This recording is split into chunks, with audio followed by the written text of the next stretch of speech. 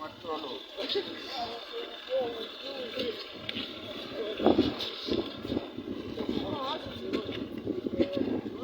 can come with this. Wabwele kuno kabili mwana.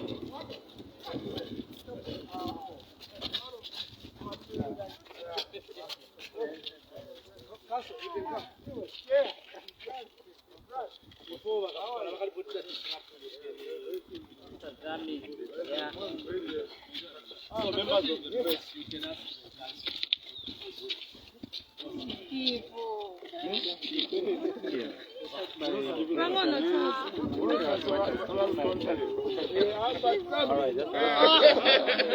Basically, they summoned Honorable Davis Mwila, apparently in connection with an investigation pertaining to some campaign vehicles.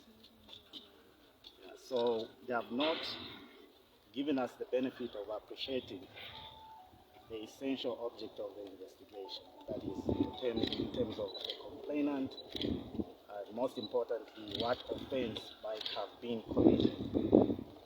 So we ended at giving his side of the story regarding what he knows about the party's campaign vehicles.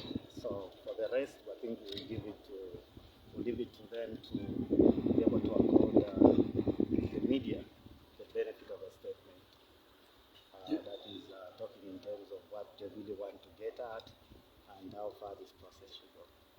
Your names and how many vehicles were they talking about? Well, they talked in terms of 3 vehicles, I think, somewhere in the northern province. Your name? Kambwa Aumba. Kambwa Aumba.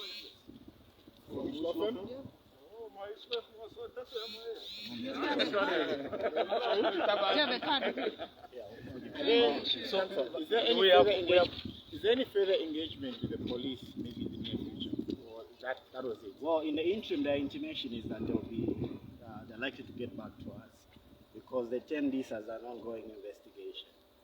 That's why it could be indefinite. We don't know how far they want to go. But basically, they're talking about vehicles, nothing spectacular.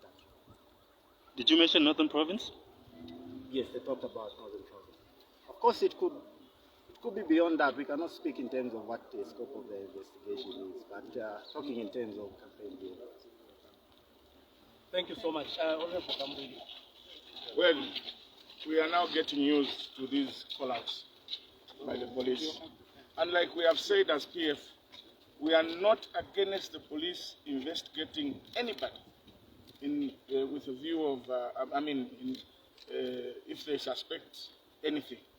But what we ask them is to do it in the correct way.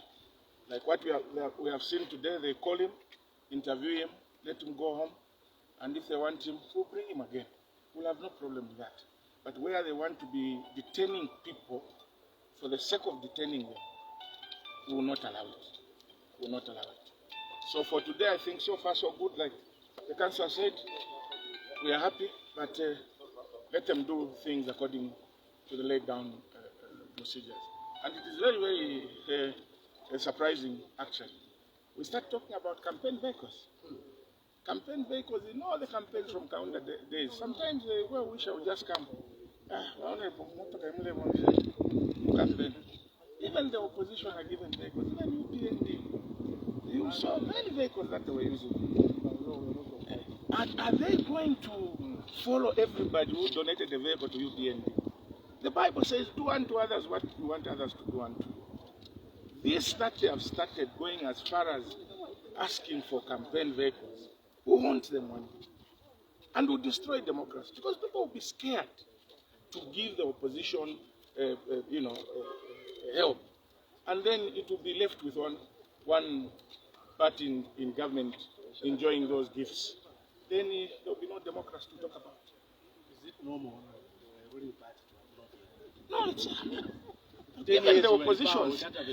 Even us, when we were in opposition as PF, people used to donate vehicles to us for use in the campaign. Even where they are sitting, UPND, they've got vehicles that were donated to them. So please, let's follow proper corruption. He has been saying they were corrupt, then I'm not going to give to corruption. And we'll see where it will end us. Thank you.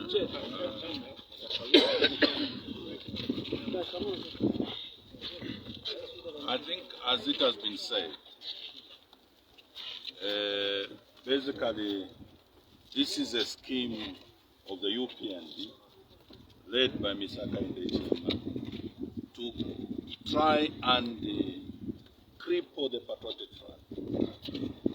Now it is in public domain that what has preoccupied Mr. Chishimba in State House to a point of giving instructions to his Vice President, his political advisor, and using another political cadre in the name of Wakafumbat Home Affairs is basically to find a way of destabilizing political parties. So the issue of wanting to investigate the source of funding for Patriotic Front, investigate the source of all logistics, including transport, in this case vehicles, by intimidating and wanting to harass our former Secretary General, I think is very unfortunate. It's undemocratic, as it has been said. We don't have a law in this country that compels political parties to declare their source of funding or indeed to declare where they got their properties. So it's unfortunate, and Ms. Akainde, please can you chill? Maybe I say in English, sit down, think, then possibly you can be able to act properly, adhering to the rule of law. Thank you very much. Thank you, members of the State.